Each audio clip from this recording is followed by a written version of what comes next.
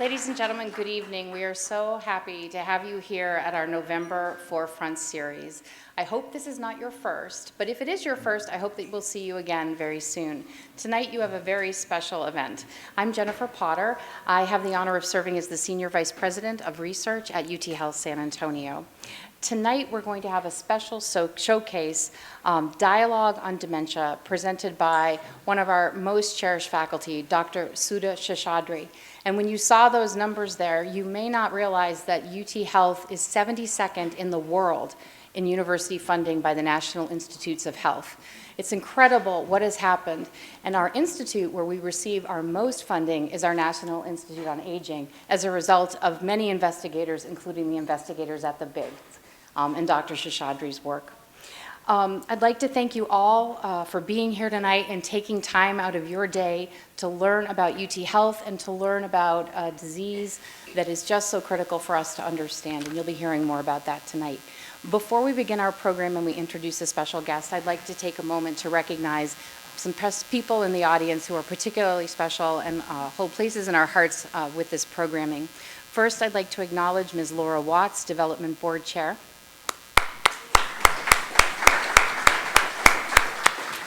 I'd also like to acknowledge President and CEO of the Baptist Health Foundation, Mr. Cody Knowlton, and a special call out to Ann Biggs. Glenn Biggs was the inspiration for our vision to establish an institute for Alzheimer's and neurodegenerative diseases. And the partner in all he did with us, that he did for us and with us, is here tonight. Please welcome Glenn's wife, Mrs. Ann Biggs.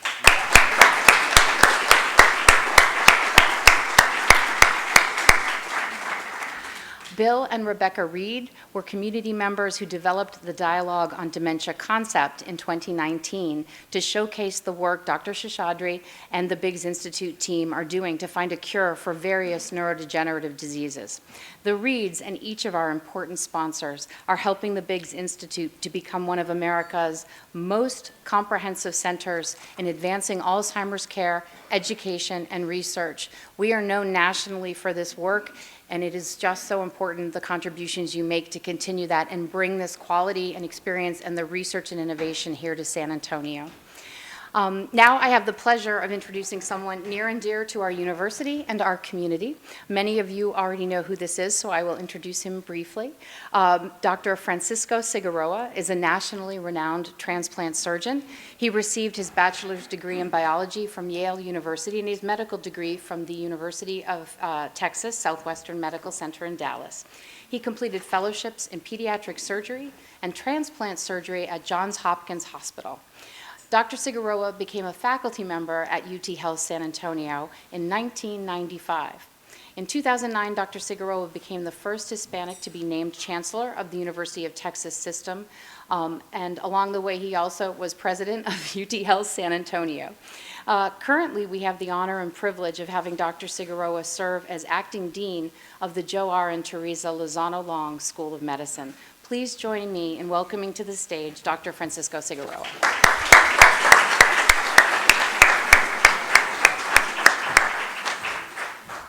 You're the best.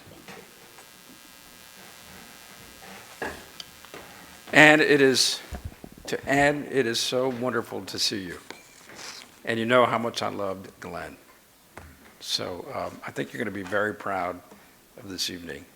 And Jennifer, thank you very much for that kind introduction. And it's so wonderful to see so many of you today who are supporting this very important initiative and who are learning about all the wonderful things occurring at UT Health San Antonio. So before I have the pleasure of introducing Sudha, I would also like to take a moment to share some of the exciting initiatives underway at UT Health San Antonio. Innovations that will shape our future and elevate our community and make all lives better. A couple of words come to mind: vision, commitment, discovery, innovation, transformative, and hope. But these words cannot really expand the true impact and the definition of what we're trying to do every day in making lives better. The trajectory that we are upon is just nothing short of transformative and exciting. Our university has had a strong legacy of translating discoveries into the bedside and caring for patients. It's these discoveries that amplify our mission to make lives better. We continue with tremendous excitement in our vision to be a world-class academic health center, transforming health and healthcare in a very diverse society and community and a beloved city that we love. This acceleration is only going to be catalyzed more with our integration with UT San Antonio, the opening of a new hospital called the Multi-Specialty Research Hospital, and the construction of our Center for Brain Health led by SUDA. So a little bit about our merger with UTSA. This is certainly extremely exciting, and its economic impact and the many avenues that this will result in regards to discovery is truly exciting. What's before us is that, we have the opportunity beginning this summer to be the third largest university in the state of Texas, only to follow UT Austin and Texas A&M. The other reason that the Board of Regents felt that this is so important is that for decades we have been trying to figure out how to create another AAU university in the state of Texas.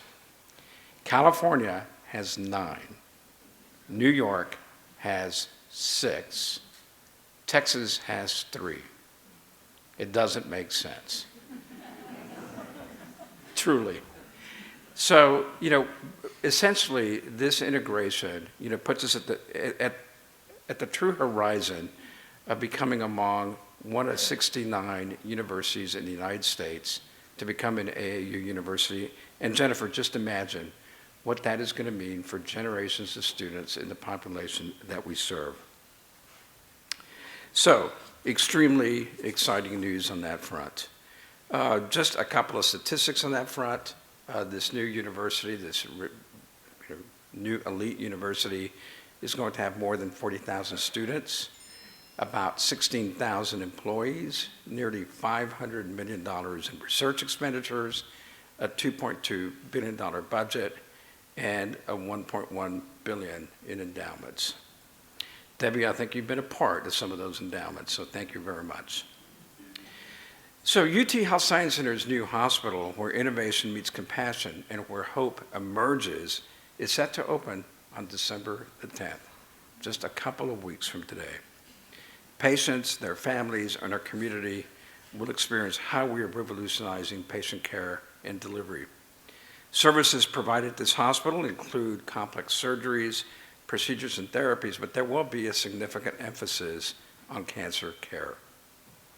And Becca, you should be very, very proud because Bob Price, I'm sure many of you remember Bob, I think he's up in heaven smiling about all of this. Don't you think? So a little bit about the Center for Brain Health. The Center for Brain Health will be home to our university's many brain initiatives. It will unite neurology and clinical trials into one building. The Center for Brain Health would include an imaging suite with one of the most advanced MRIs and magnets in the nation. It will have over 75 exam rooms, a multidisciplinary pharmacy, 12 infusion non-oncology centers, and space for leading research and clinical trials where SUDA and our wonderful faculty will be engaged in making lives better and trying to conquer neurodegenerative diseases. It will also serve as a very important educational site for our medical students and postgraduate trainees. Often, some of the greatest discoveries happen because of a question that a student or a trainee has. So don't ever underestimate, the young, inquisitive mind that pushes us to harder and more difficult answers, and they drive us to those solutions.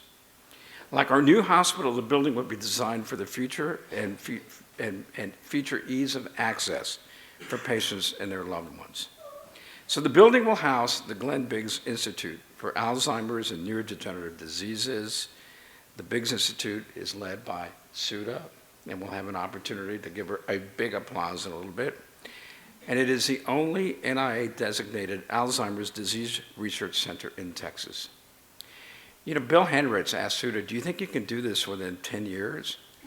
Suda did it in 2.5 years, maybe less. I mean, take that.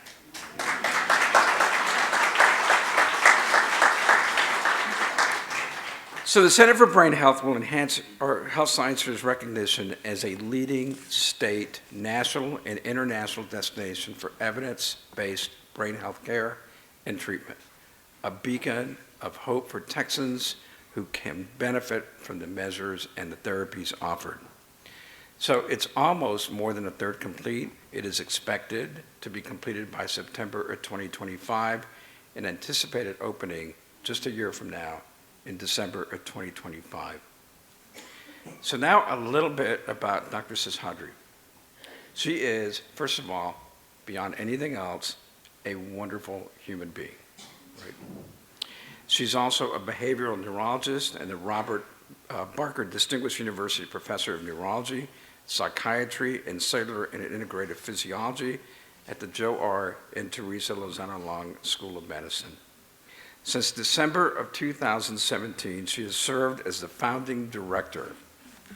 You know, when I think of a catalyst, I think of Dr. Seshadri, the founding director of the Glenn Biggs Institute for Alzheimer's and Neurodegenerative Diseases, which is awarded, as I stated, a National Institute on Aging designated Alzheimer's Disease Research Center, the South Texas ADRC, in 2021.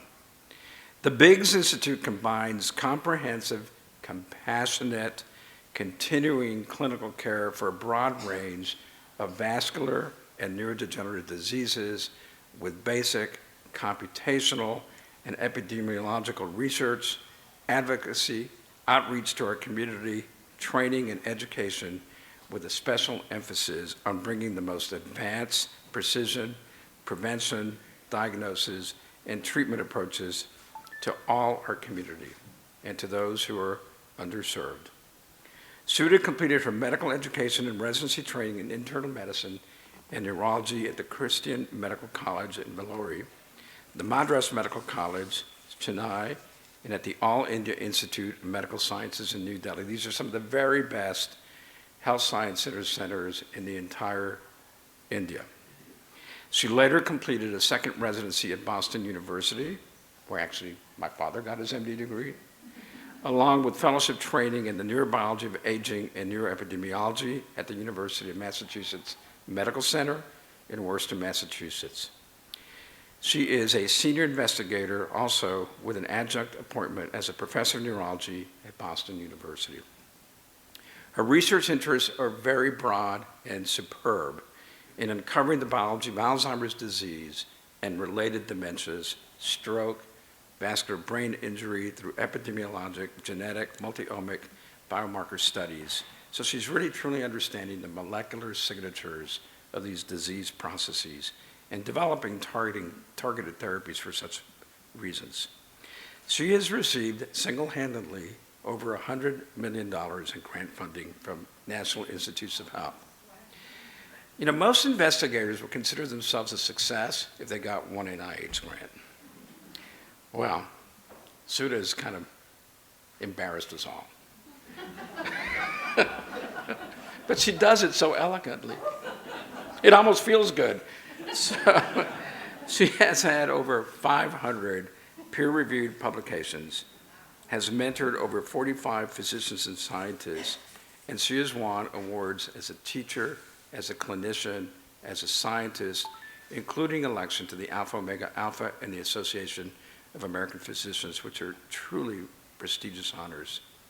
She's recognized as a thought leader in Alzheimer's disease and is recognized as such globally. Her goal is to leave a legacy of effective, preventive, and therapeutic interventions for dementia, and a cadre of dedicated and caring clinicians and scientists that can carry on this legacy and empower others to follow. I think you're well on your way, Suda. So please join me in welcoming Dr. Suda Seshadri to the stage.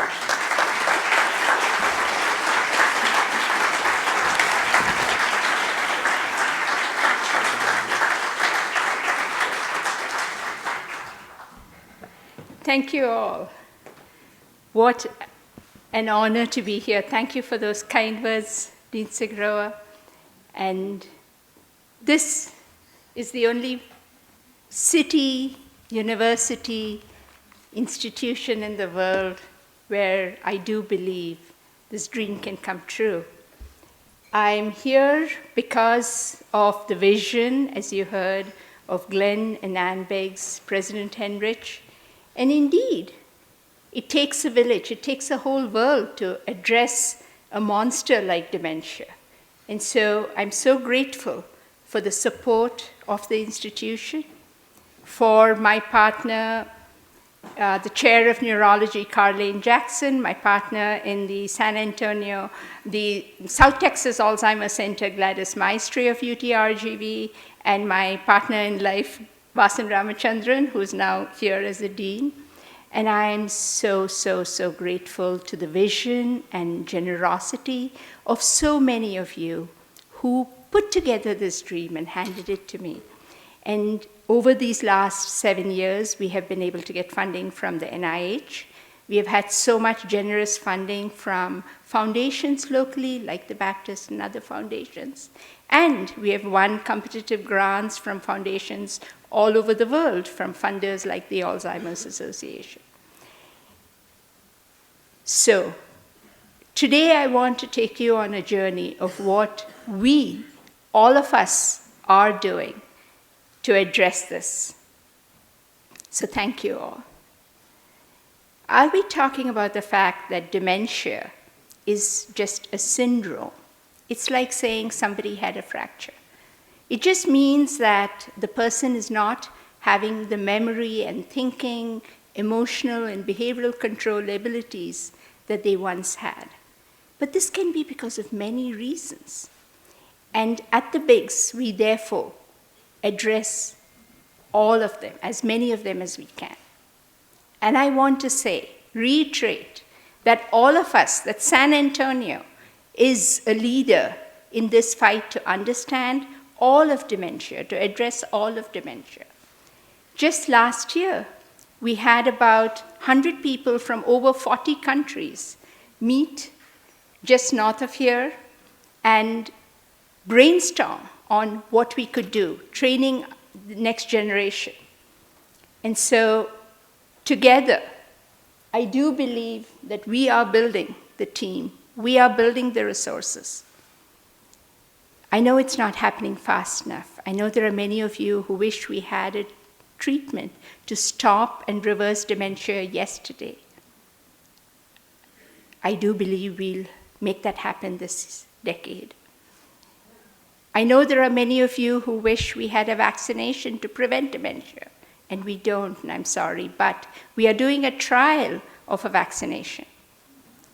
I know we, unfortunately, cannot even get to see you as quickly as we would like and as you would like, but that is one thing we are really working hard.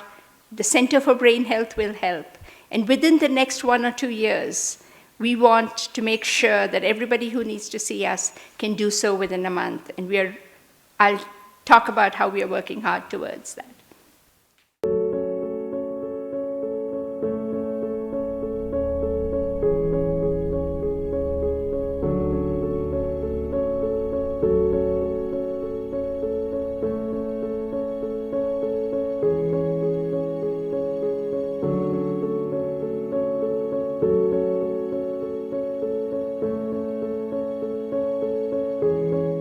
My husband and I met when we were in high school.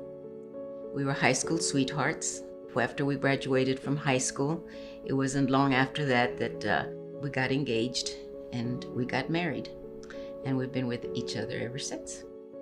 My brother had Alzheimer's, and because my mother had Alzheimer's, and we had gone through a long journey with them, I knew what the symptoms were. And so when I started forgetting my children's birthdays, more than anything else, that's what hurts. And that's the fact that I don't remember anymore.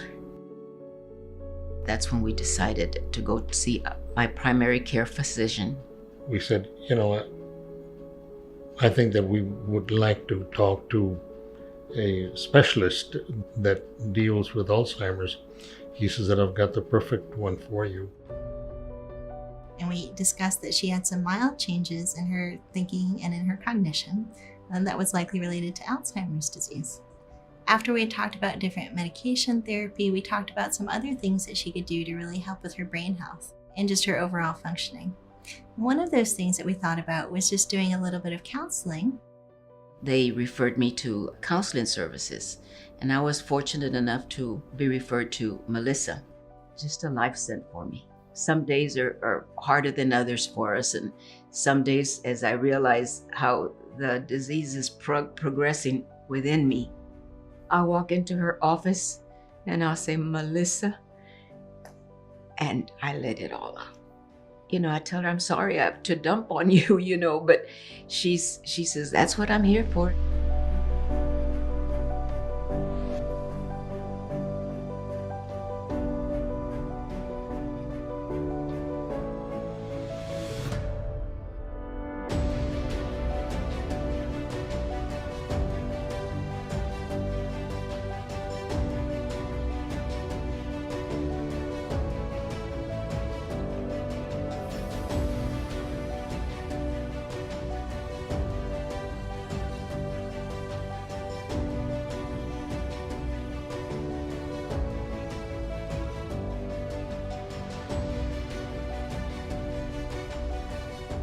Our vision is to provide compassionate, complete, and comprehensive care to people from the first concern about memory problems through the stage of accurate diagnosis and targeted treatments until they may need palliative care and comfort care.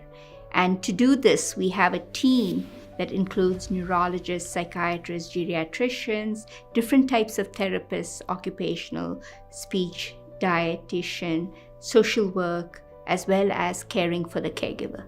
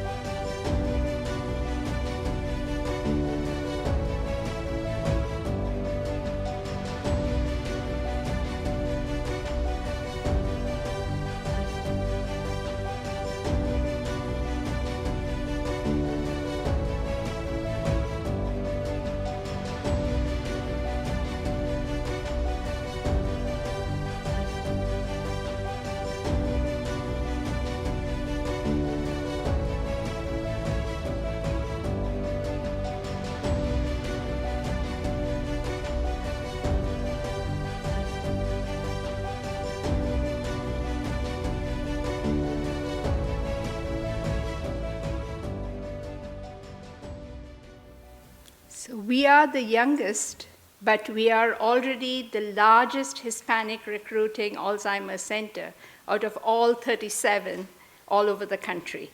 And of course, this is only possible because of the fantastic team. May I ask everybody who is part of the Biggs Institute to stand up?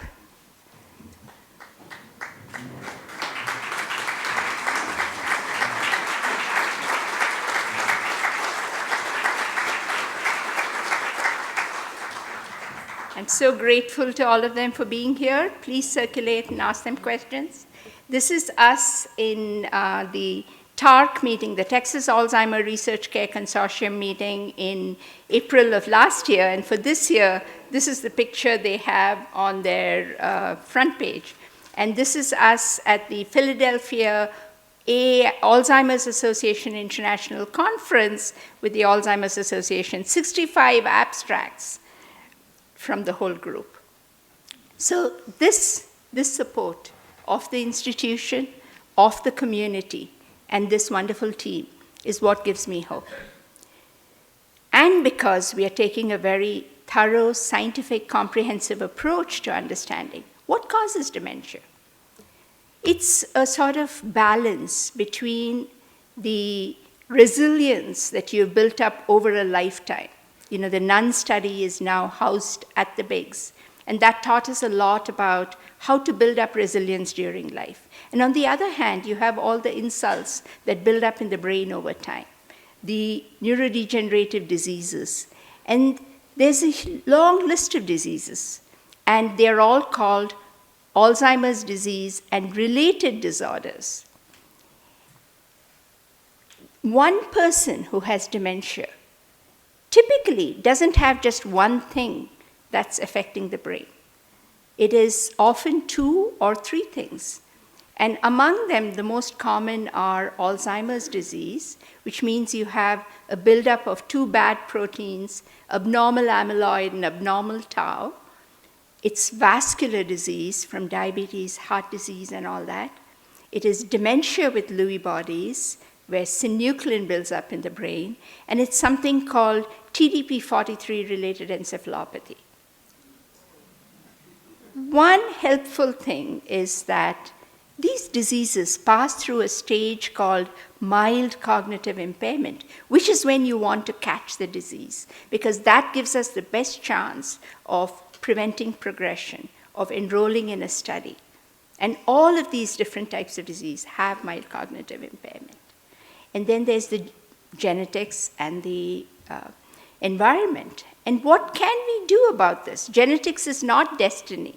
Even if you have a strong family history, there are things that can be changed. And what the Lancet Commission, the American Heart Association, the American Academy of Neurology, the AARP, the Global Council on Brain Health, all came together and put together 14 factors that one can address. Early in life, it's education and nutrition.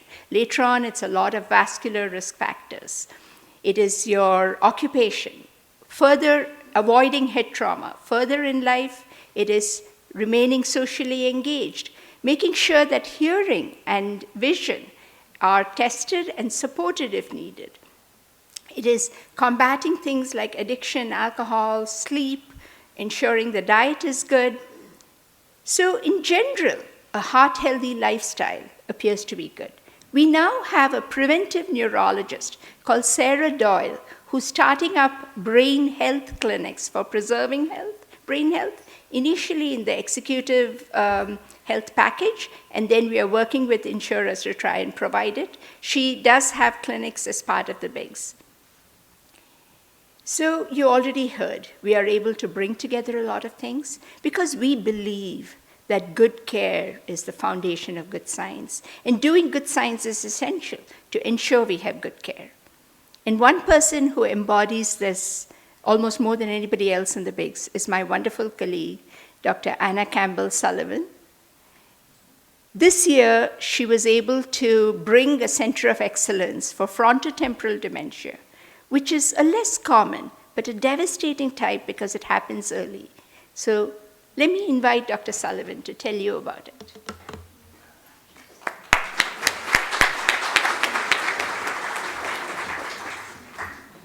Hi. When Sita asked me to put together a few slides for a little thing that she was doing on Thursday, I had no idea it was going to be this, so bear with me. We'll go through that. So I'm Campbell Sullivan. I'm one of the neuropsychologists. I've been at the Biggs long enough that it's obviously now time that I need to update my headshot. But I help with clinical care, I also help with a lot of our clinical trials. So currently, I help oversee the clinical core for our ADRC, which we follow right now, a cohort of over 626 individuals who have been recruited into care, and we see them every single year, which is pretty remarkable because we've only been doing this for about 2 years, 3 years, so it's a lot of people. But I also, with my wonderful partner in crime, Dr. Parker, helped start our Mind clinics and our FTD center. And so I wanted to talk to you guys a little bit about, we hear about Alzheimer's disease and related dementias. I want to talk about one of those related dementias, which is frontotemporal dementia. This is one we may not hear about a lot because it's more rare. And it's also more challenging to identify and diagnose. This is something that presents often in midlife. So we have patients who are in their 40s, in their 50s, sometimes their early 60s. And it doesn't present like a typical Alzheimer's patient. We have a lot of changes in behavior. We have a lot of changes in personality. So it's really challenging to identify it, especially early on. And so I think the easiest way to explain it is to sort of talk to you about my dad. So this is George Frederick Horton IV. He is born and raised in Houston. He's a lovely dad, was a lovely dad, and very supportive of me, but also a little bit of a progressive guy, sort of prided himself on being informal in a very formal family. So it wasn't, uncommon for him to sort of, make an off-color joke or sort of buck the system. And so everything was going well, but at age 52, he had a massive heart attack, and it sort of caught everyone by surprise. And thankfully, he was rushed to the hospital, got a diagnosis of cardiomyopathy.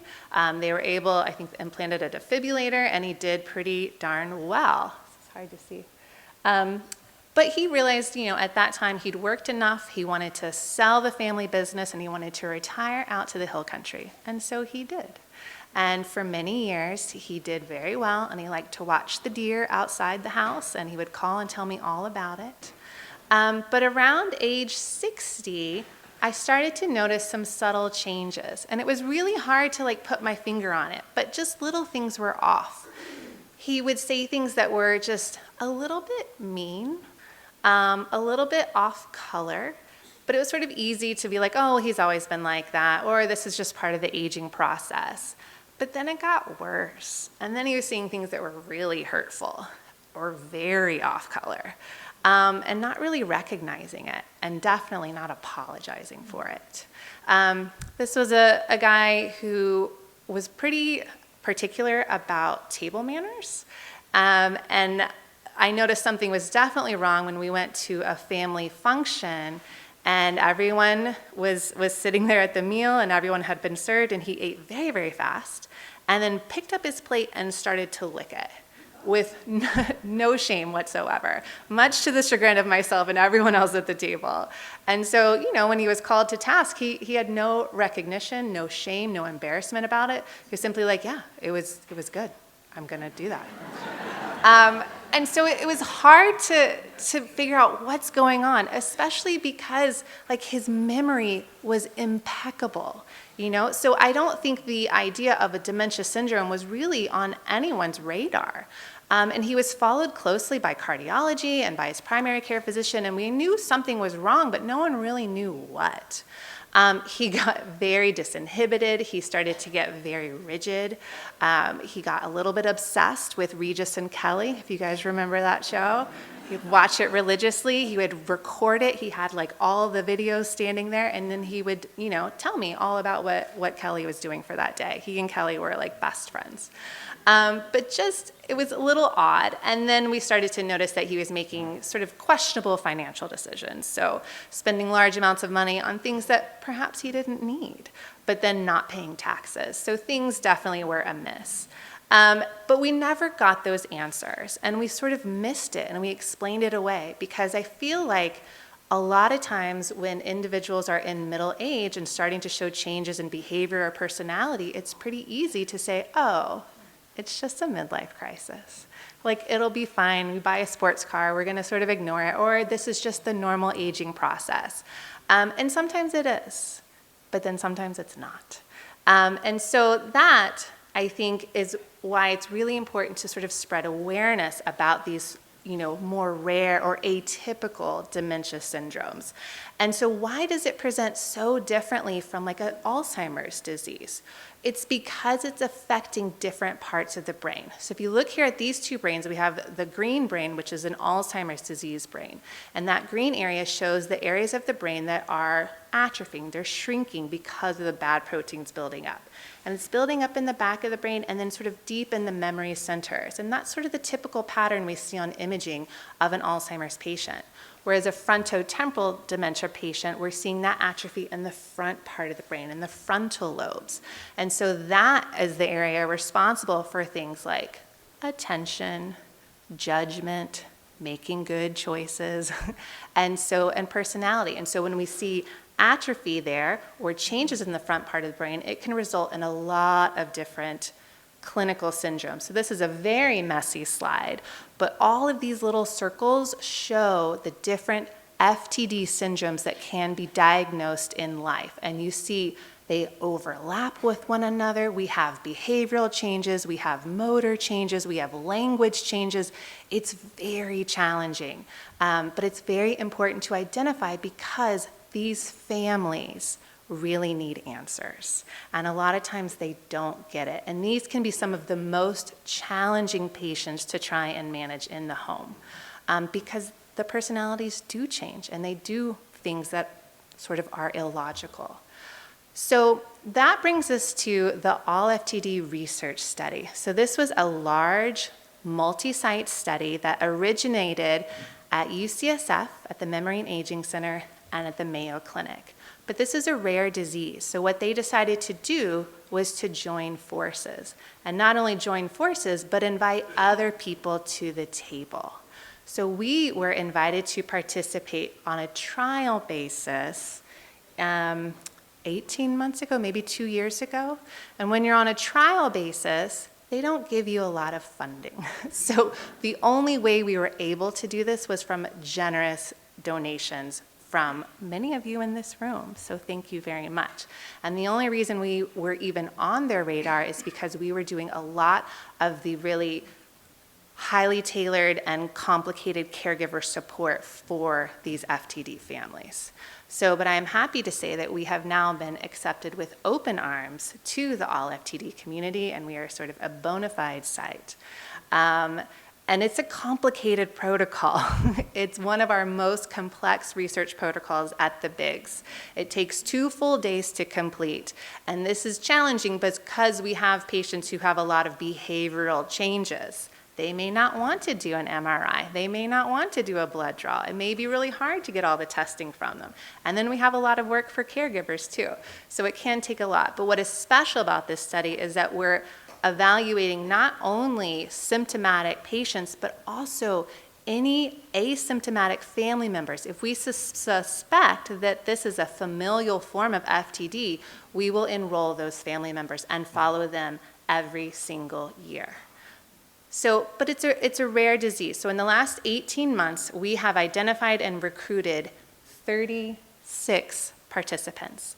12 of whom are Hispanic, which is notable because when Dr. Seshadri and I first met, she said she went to a meeting and was told that FTD does not occur in Hispanic families. And now we have, definite evidence to refute that. And we are now, of all the sites in all the country, we have the largest percentage of Hispanic individuals with FTD in the country. Now, it's still not a very large number. It's only 12. But we're working to sort of improve recognition and early identification so patients can come in and get hooked in with care and caregiver support services. And you can just see sort of like the variability in the clinical presentation of what type of FTD it is. So this is just one of the lovely, amazing studies that we've been able to do since Dr. Seshadri has come and sort of led the way. But I just wanted to close on this, and these are some more pictures of my dad. And so one when I was a baby, one where he's laughing at my wedding, and then one with my oldest daughter. And so a big thank you not only to Lisa Bailey and the Burdick family, but also Baptist Health Foundation. Thank you guys all for allowing us and helping us do the work that we really want to do to get to the answers we want to get to. So thank you guys.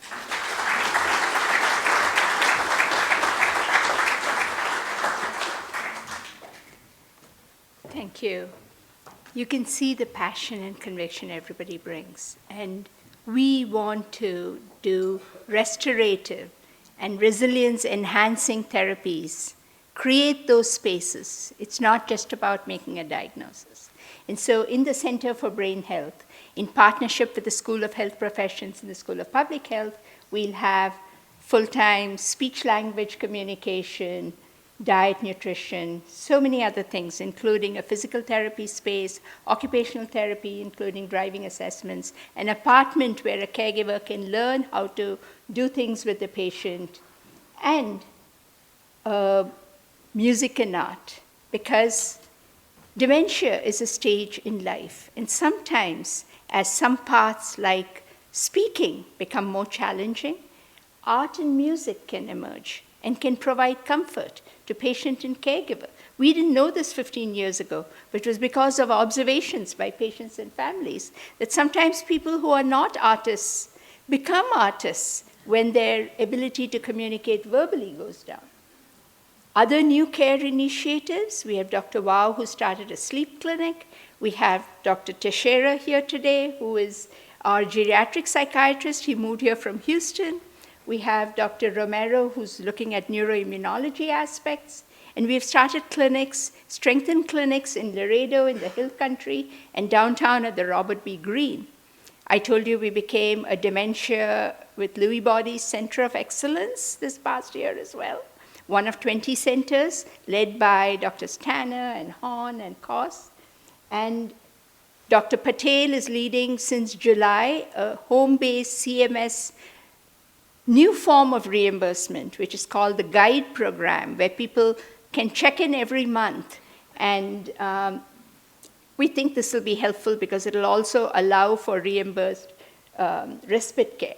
And of course, everybody knows, or many of you know, that over the last 2 years, for the first time after 15 years, we have 2 Alzheimer treatments that actually remove amyloid. And so we do administer the anti-amyloid therapies. We have Dr. Salardini, who, and all of us are doing this therapy. At present, it's a collaboration with an outside infusion center, but we'll be able to do it in our own building. And what are these drugs? There's one called lecanemab that catches the protofibrils that then go to form the plaque of amyloid, and one called donanemab that acts on the plaques. And they both remove the plaque from the brain. They don't bring back all the memories, but that slows down the progression by about 30%. But unfortunately, why don't we just give it to everybody? It only works very early. And about 10 to 30% can have side effects like swelling of the brain that we called ARIA. So we and others are doing studies to figure out how can we get a next generation of drugs that don't cause the ARIA. The ARIA is particularly a risk if you have ApoE4, and about 50% of people have E4, and some percent of people have 2 E4s. And so these are the different reasons why we are there, we are getting there. It's a time of hope, but it's not perfect. So we need new drug targets. And what are we doing to identify new drug targets? I told you we are doing research right here. And I am so thrilled to say that we were able to recruit this week Professor Agustin Ruiz Laza, who is one of the leading researchers in understanding Alzheimer's in Europe, and he's come here from Barcelona. Yes, stand up and take a look.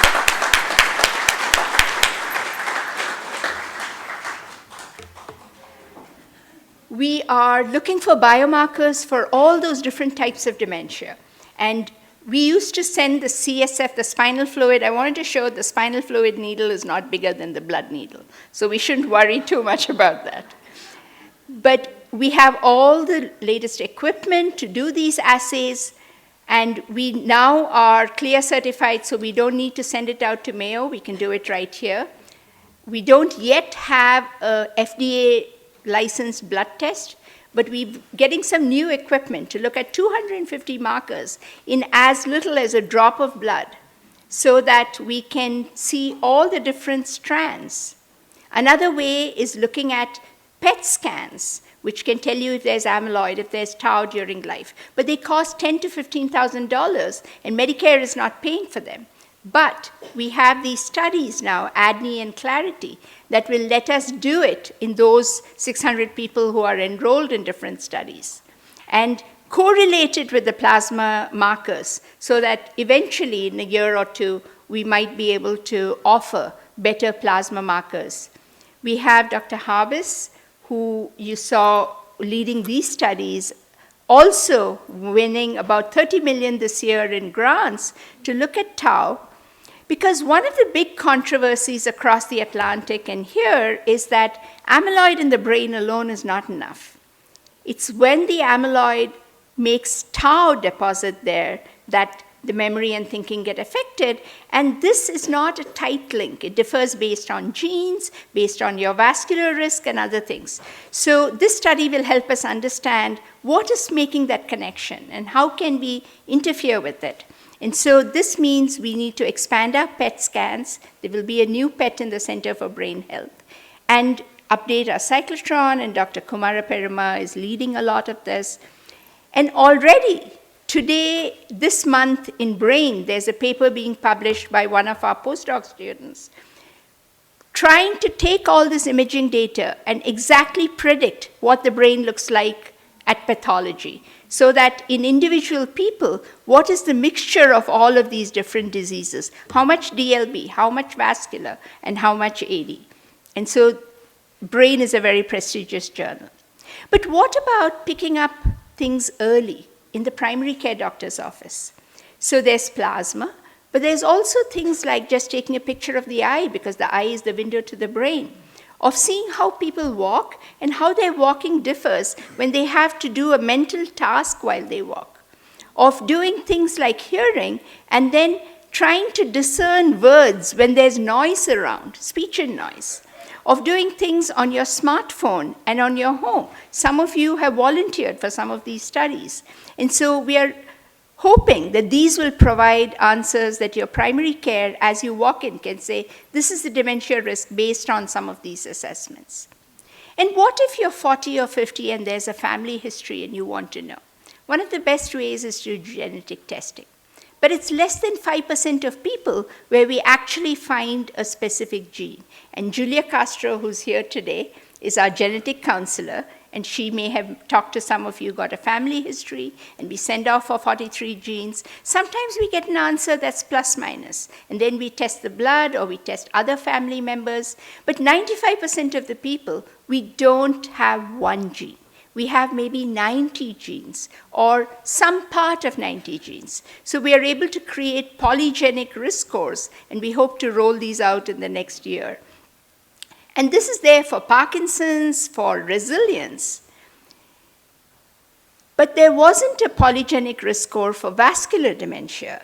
And so this year, Dr. Fongang, who is here again, and some of his colleagues put together nearly 1 million people from all around the world to find genes related to vascular dementia. And once you find the genes, you want to know, where is it in the brain? What is it doing?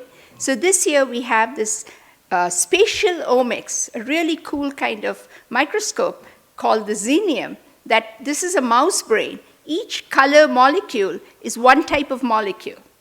And so with all of these, we hope to expand our biological understanding and find new targets. But if you want to understand the risk factors not at a one-person level, but at a community level, you need to do what the Framingham Heart Study did. It's now 75 years old. And the proud folks in Massachusetts have a sign there saying, the town that changed America's heart, because they found about alcohol and smoking and cholesterol and all the different things that cause heart disease.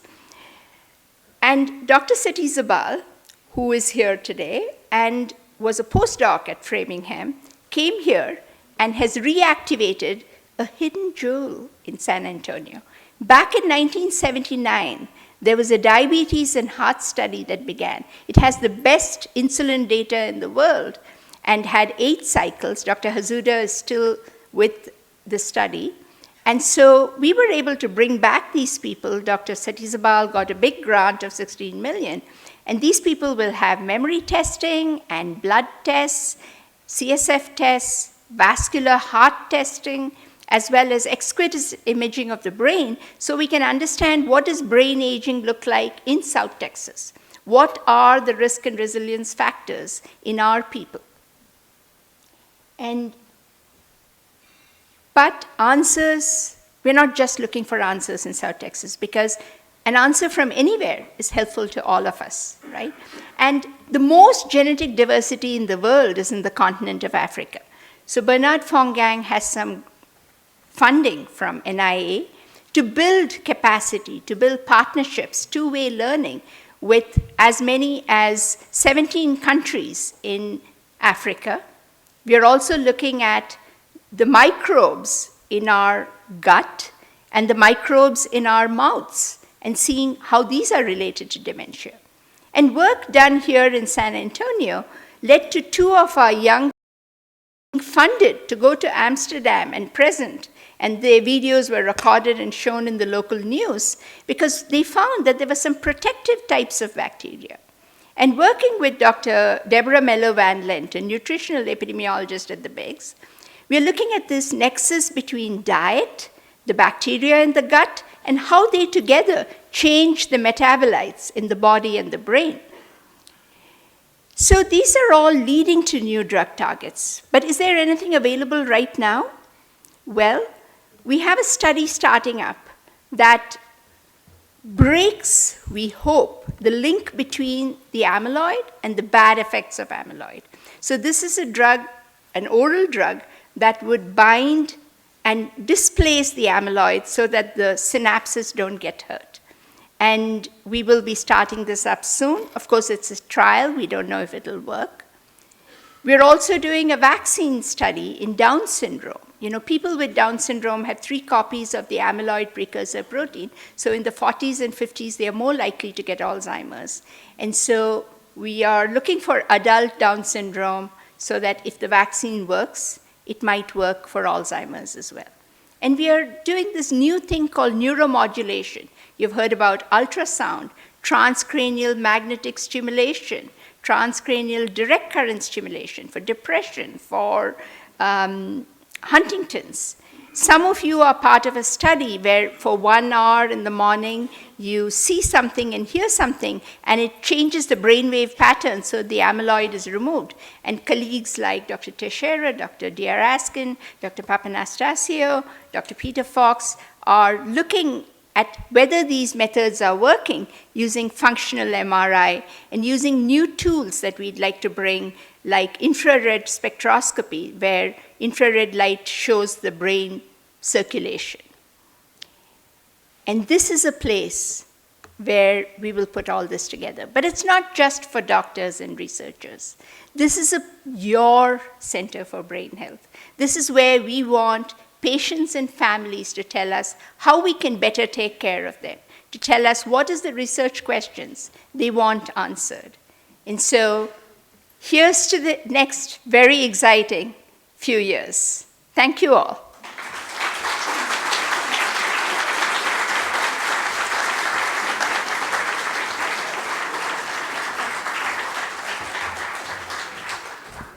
Okay, I'm bringing her back up, but Dr. Seshadri, thank you so much for that. Great. We do have time for 1 or 2 questions if people have a question that they want to ask about anything related. Yes? Dr. Sudin, you've been treating my mom, Jane Body, and have done a great job at the Biggs Institute, and we love what y'all do. Unfortunately, when you come to this, it's usually late in life, and my grandfather had Alzheimer's, and I just kind of want to know your opinion. You know, by the time you get to this, the research is great. You know, we'll give blood, we give brain. It's all about that. I've got a daughter that's soon going to be in medical school at UT. But what's your opinion about psychedelics and LSD and non-pharma use, you know, drugs?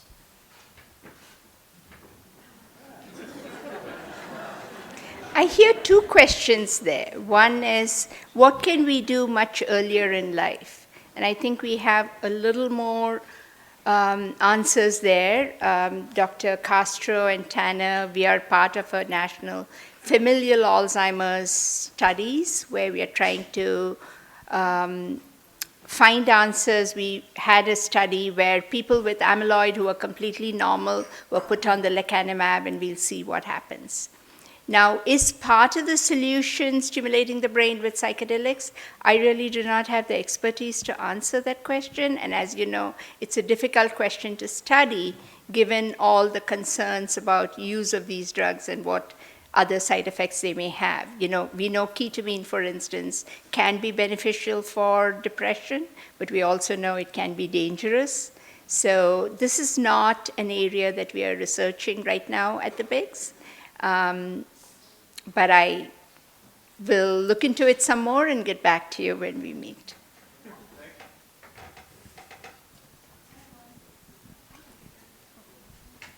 Do you see any possibilities in your research with Neuralink? With Neuralink, No. yes, that is very exciting.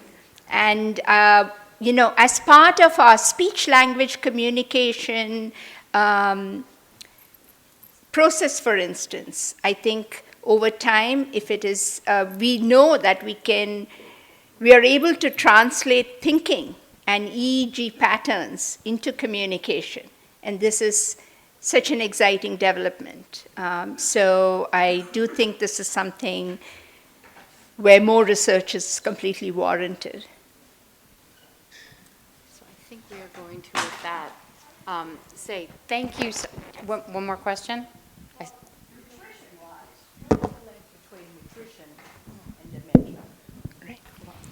So broadly speaking, like we said, what's good for the heart is good for the brain. So it seems like a diet that is rich in green leafy vegetables, low in saturated fats is also good for the brain.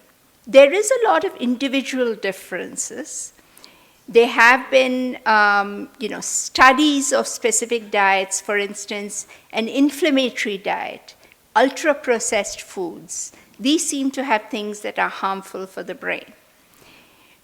I think there's a study we'll be doing where people who have deficiencies, multiple deficiencies, if we correct all of them together, does that help? Today, for most of us, taking supplements doesn't seem to necessarily reduce the risk.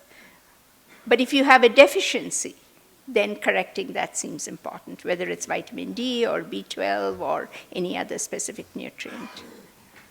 So please, one more time, if you could give a round of applause for Sudha Seshadri. So Dr. Seshadri just mentioned, or Sudha mentioned, that some of her folks are going to be sticking around with her, so I'm sure other folks may have other questions, and she's graciously making herself available. I just want to close with two thoughts.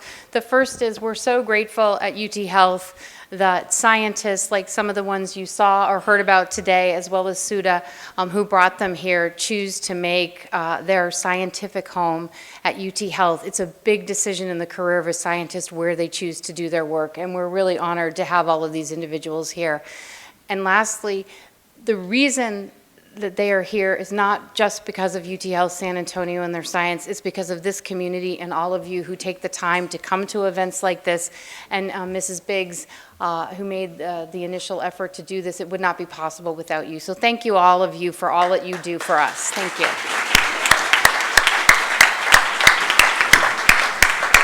And have a lovely evening.